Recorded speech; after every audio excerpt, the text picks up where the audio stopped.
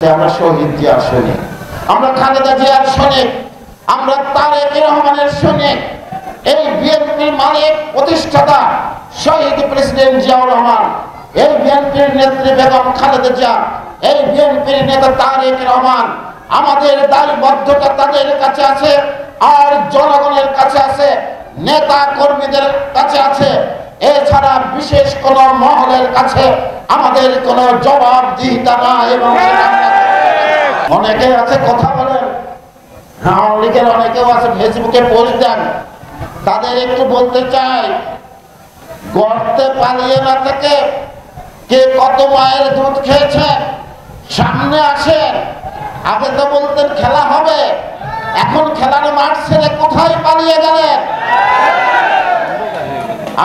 আমি জয়ন্ত কুমার কুণ্ডু বলতে চাই, 84 সাল থেকে সক্রিয় ছাত্র রাজনীতি করছে, খেলার মাঠ থেকে কখনো পালিয়ে আসি নাই,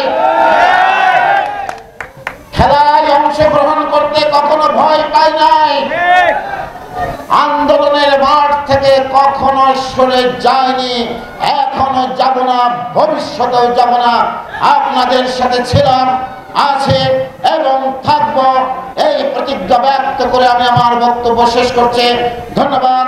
বাংলাদেশ জিন্দাবাদ, শহীদ জিয়া অমর হোক, বেগম খালেদা জিয়া জিন্দাবাদ, তারেক রহমান জিন্দাবাদ।